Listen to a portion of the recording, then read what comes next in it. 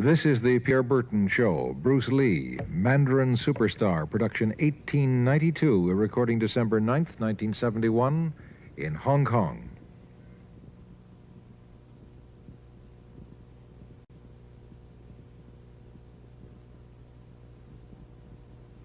Bruce Lee faces a real dilemma. He's on the verge of stardom in the United States with a projected TV series on the horizon, but he's just achieved superstardom as a film actor here in Hong Kong. So what does he choose, the East or the West? It's a kind of problem that most budding movie actors would welcome.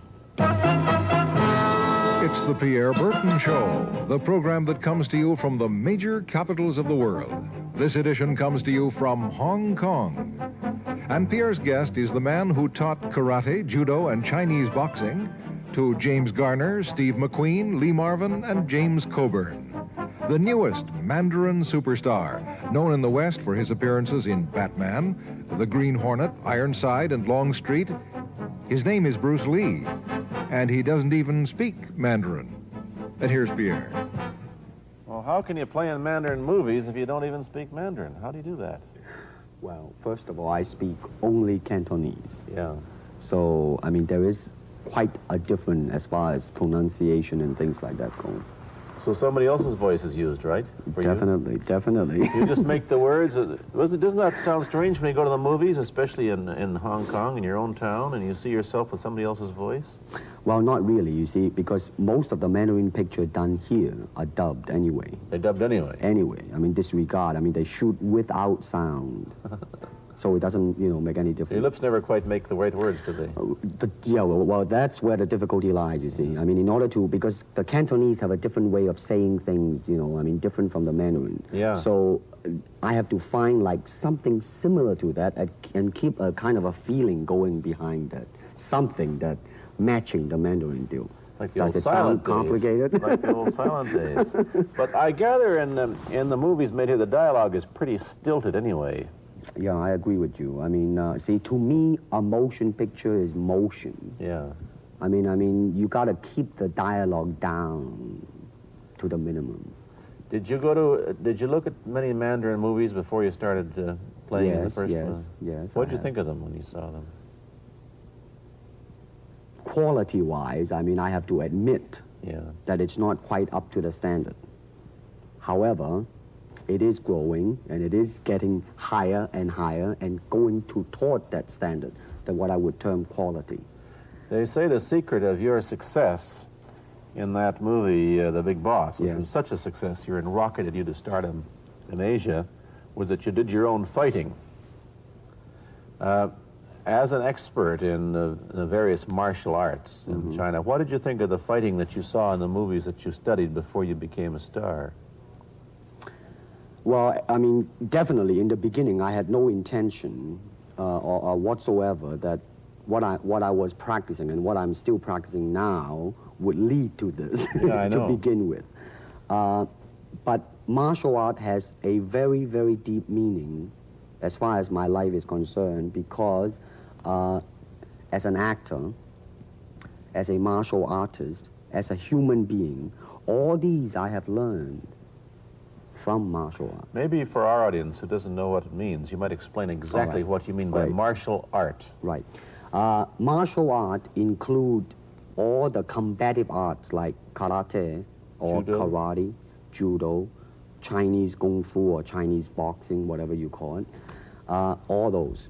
You see, like Aikido, Korean, I can go on and on and on. But it's a combative form of fighting. I mean, it's not, some of them became sport, but some of them are still not. I mean, they use, for instance, kicking to the groin, jabbing fingers at the eyes, and things like that. No wonder you're successful in the Chinese movies. They're full of this kind of action anyway. They needed a guy like you could... Violence, man. So you didn't have to use a double when you moved into the motion picture world here. You did it all yourself. Right. Can you break 5 or 6 pieces of wood with your hand or your foot? I'll probably break my hand and foot. But tell me a little bit... you set up a school in Hollywood, didn't you, for people like James Garner and Steve McQueen and the others? Yes. Why would they want to learn Chinese martial art? Because of a movie role? Not really. I mean, most of them, you see, to me, at least the way that when I teach it, all type of knowledge ultimately means self-knowledge. So therefore, they are coming in to, and ask me to teach them not so much of how to defend themselves or how to do somebody in. Rather, they want to learn to express themselves through some movement, be it anger, be it determination, or whatsoever. So in other words, what I'm saying, therefore, is that he is paying me to show him in combative form the art of expressing the human body. Which is acting, in a sense, isn't it? Well, or it would be useful tool for an actor to have. It's, it might sound too philosophical, but it's acting or acting unacting. If you... You've lost me. I have, right? So what I'm saying, actually, you see, it's a combination of both. Here it is the natural instinct, and here is control. You are to combine the two in harmony. Not, if you have one to the extreme, you will be very unscientific. If you have another to the extreme, you become all of a sudden a mechanical man, no longer a human being. So it is a successful combination of both.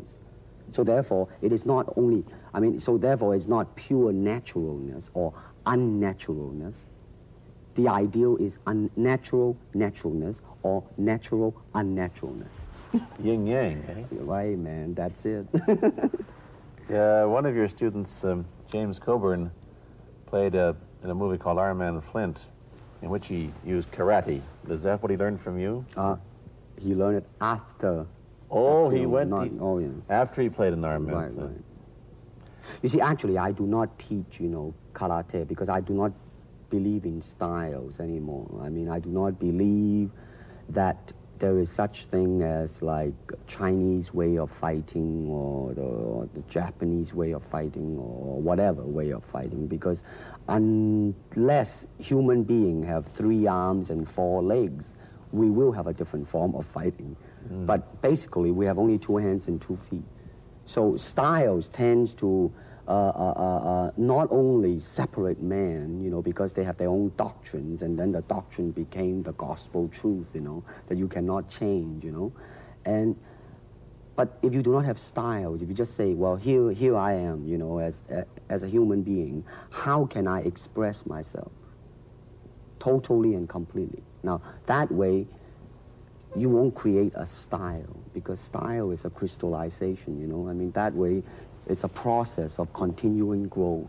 You talk about Chinese boxing. How does it differ from, say, our kind of boxing? Well, first we use the feet. That's and then start. we use the elbow. And you use the thumb too? You name it, man. We use it all. You have to, you see, because, that is the expression of the human body. Everything, not just the hand. And when you're talking about combat, well, if it is a sport, now you're talking about something else. You have regulations, you have rules. But when you're talking about fighting as it is, no rules. With no rules. Not real fighting. Well, then, baby, you better train every part of your body. And when you do punch, now I'm leaning forward a little bit, hoping not to hurt any camera angle. Yeah. You gotta put the whole hip into it and snap it and get all your energy in there and make this into a weapon. I don't want to tangle you in any dark that right now. You came at me pretty fast there. What is the difference between Chinese boxing and what we see these young men doing at 8 o'clock every morning on the rooftops in the parks called shadow boxing, which they're always... Well, actually, you see, that is part of Chinese boxing. It is. There are so many schools. Everybody here seems to be, going like this all the time. Well, that's good. I'm very glad. I'm very glad to see that, because at least somebody is caring for their own body, right? Yeah. That's a good sign. Well, it's a kind of a slow form of exercise, which is called Tai Chi Chuan. I'm speaking Mandarin just now. Yeah. Cantonese, Tai Chi Chuan, okay? I see. And it's more of an exercise for the elderly, not so much for the young. Give me a demonstration. Show me. Can you do a little bit of it? Just so the hand-wise is very slow. Oh, is it? and you push it out, but all the time you are keeping the continuity going. Bending, stretching, everything. You know, suppose, you know, I mean, you just keep it moving. It's like a ballet dancer there. Yeah, it is. I mean, to them, you see, the idea is running water never grows stale. So you got to just keep on flowing. Of all your students, famous, James Garner, Steve McQueen, Lee Marvin, James Coburn, Roman Polanski, which was the best, who adapted best to this Oriental form of exercise and defense? Well, depending, okay? Now, as a fighter, Steve McQueen, now, he is good in that department because that son of a gun got the toughness in him. Yeah.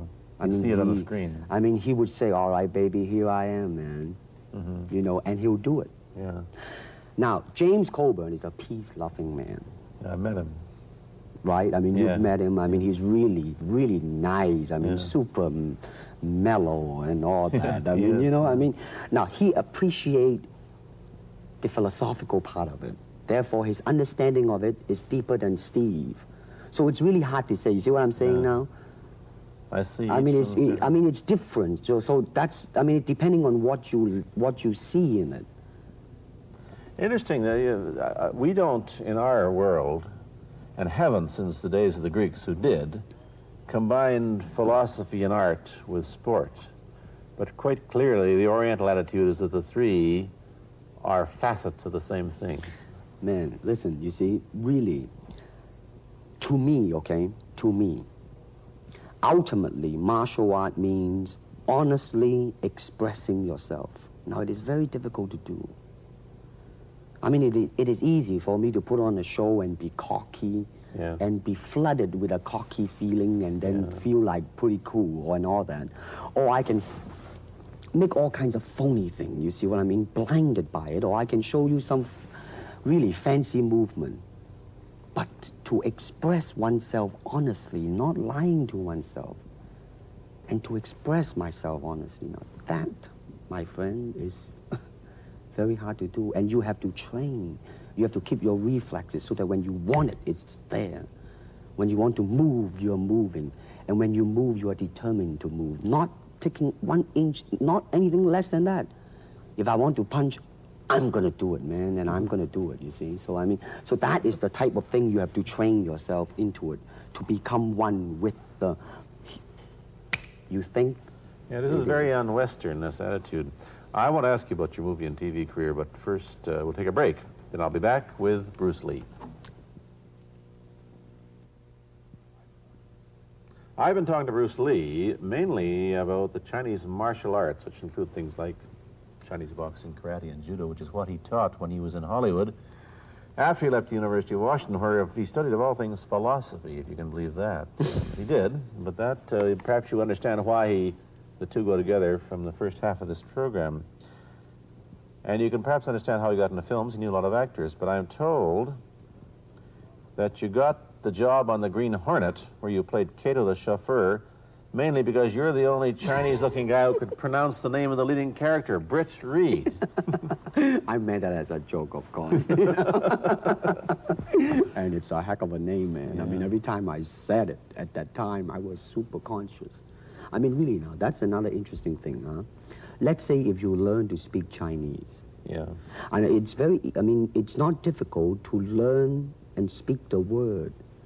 The hard thing, the difficult thing, it's behind what is the meaning, what brought on the expression and feelings behind those words. Like when I first arrived in the United States, and I look at a Caucasian, and I really would not know whether he was putting me on, Yeah. or is he really angry, because we have different way of reacting to it. course. See, those are the difficult things, you see. It's almost as if you came upon a strange race where a smile didn't mean what it does to us. In fact, a smile doesn't always mean the same, does it? Of course not. Yeah, I just thought of that. Tell me about the big break when you played in Longstreet. I must tell the audience that That's it. Bruce Lee had a bit part or a supporting role in the Longstreet series, and this had an enormous effect on the audience. What was it? Well, you see, title of that particular episode of Longstreet is called The Way of the Intercepting Fist. Now, I think the successful ingredient in it was because I was being Bruce Lee. Yourself. Myself, right. And did that part, just express myself, like I say, honestly express myself at that time. And because of that, I brought, favorable mentioning in like New York Times, which says like the Chinaman, who incidentally came off quite convincingly enough to earn himself a television series, and so on and so on and so forth. Can you remember the lines by Sterling Siliphant, the key lines? He's one of my students, you know that? Was he too? Yes. You've had everybody as your student. But you read, there were some lines that expressed your philosophy. I don't know if you remember them or not. Oh, I remember that. I Let's said, hear. this is what it is, okay? You're talking to Longstreet, played by James Francesca. I said, empty your mind. Be formless, shapeless, like water. Now you put water into a cup, it becomes the cup. You put water into a bottle, it becomes the bottle. You put it in a teapot, it becomes the teapot. Now water can flow or it can crash. Be water, my friend. Like that, you see? No, I see. I get the idea. I get the power behind it.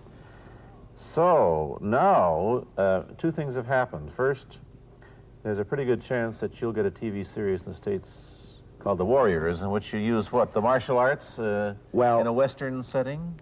That was the original idea. Now, Yeah. Paramount, I did Longstreet for Paramount, and Paramount wants me to be in a television series. On the other hand, Warner Brother wants me to be in another one, but both of them, I think, they want me to be in a modernized type of a thing. And they think that Western idea is out.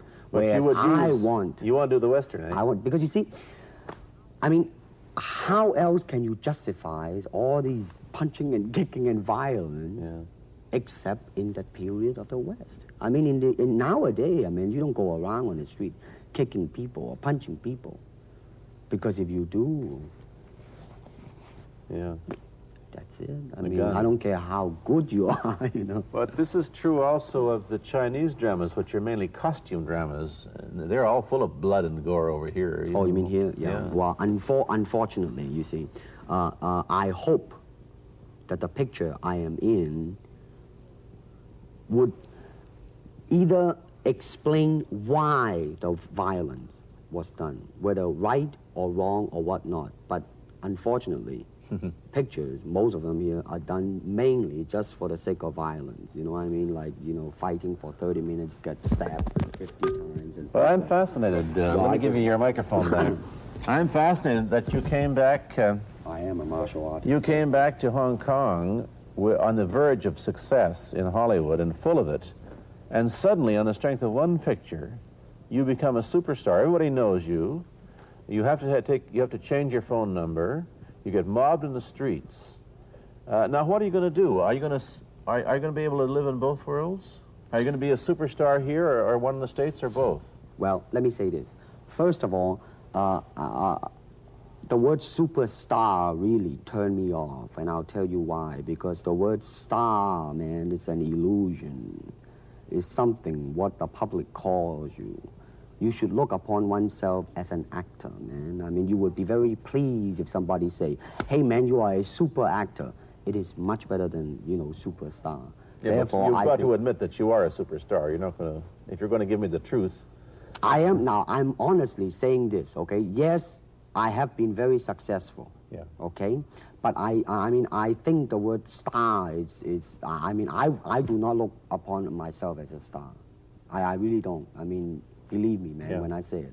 I'm not saying it because what are you going to do? Let's get back to the question. Okay. Are you going to stay in Hong Kong and be famous? Or are you going to go to the United States and be famous? Or are you going to try and eat your cake and have it too? I am going to do both because, you see, I have already made up my mind that in the United States, I think something about the Oriental, the true Oriental should be shown. Hollywood sure as heck hasn't. You better believe it, man. It's always that pigtail and bouncing around, chop, with the eyes slant and all that. And I think that's very, very out of Is it true that you were the first job you had was being cast as Charlie Chan's #1 boy? Yeah, #1 son, yeah. No, They never made the movie. No. They were going to make it into like a new Chinese James Bond type of a thing. Now that, you know, the old man Chan is dead, Charlie is dead, and his son is carrying on. But they didn't do that. No. Batman came along, you see, because, and then everything was started to be going into that, you know, that kind of, which you were in. But by the way, I did a really terrible job in that, I have to say. Really? You didn't like yourself? I didn't see it. Let me ask you, however, about the problems that you face as a Chinese hero in an American series.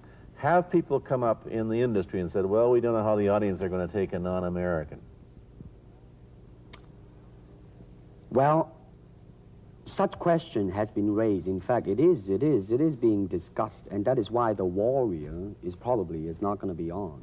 I see. You see, because unfortunately, such thing does exist in this world, you see, like, I don't know, certain part of the country, right? Where, like, they think that business-wise, it's a risk. And I don't blame them, I mean, in the same way, it's like in Hong Kong, if a foreigner come and became a star, if I were the man with the money, I probably would have my own worry of whether or not the acceptance would be there. But that's all right, because if you honestly express yourself, it doesn't matter, see? Because are you, how about the other side of the coin? Is it possible that you are, I mean, you're fairly hip and fairly Americanized. Are you too Western for Oriental audiences, do you think? Oh, man, like, how? I have been criticized for that. You have, eh? Oh, yes, definitely. So. Well, let me say this. When I do the Chinese film, I'll try my best not to be as American as I, you know, have been adjusted to for the last 12 years in the States. But when I go back to the States, it seems to be the other way around. You know what I mean? You're too exotic, eh? Yeah, man. I mean, they're trying to get me to do too many things that are really for the sake of being exotic. You understand what I'm trying to say? Oh, sure. So it's really, I mean, it's when you live in both worlds, it brings its problems as well as its advantages, and you've got both. Time to go to a commercial. I'll be back in a moment with Bruce Lee. Let me ask you whether the change in attitude on the part of the Nixon administration towards China has helped your chances of starring in an American TV series. Well, first of all, this happened before that. Yeah. But I do think that things of Chinese will be quite interesting for the next few years. I mean, not that I'm politically, you know, inclining toward anything. You know, I understand that. But I'm just wondering. But I mean, once the opening of China, you know, I mean, that it will bring more understanding. Yeah. More things that are, hey, like different, you know? And maybe in the contrast of comparison, some new thing might grow. So therefore, I mean, it's a very rich period to be in. I mean, like, if I were born, let's say, 40 years ago. Yeah. If I have a thought in my mind, I said, boy, I'm gonna star in a movie or star in a television series in America. Well, that might be a vague dream, but I think right now, maybe, man. You still think of yourself Chinese, or do you ever think of yourself as North American? You know what I want to think of myself? As a human being. Because, I mean, I don't want to sound like, you know, as Confucius say, but under the sky, under the heaven, man, there is but one family. It just so happened, man, that people are different. Okay, we got to go. Thank you, Bruce Lee, for coming here. Thank you for Pierre. watching. Thank you. You've been watching Bruce Lee on The Pierre Berton Show, a half-hour program of conversation, opinion, and debate. This is Bernard Cowan speaking.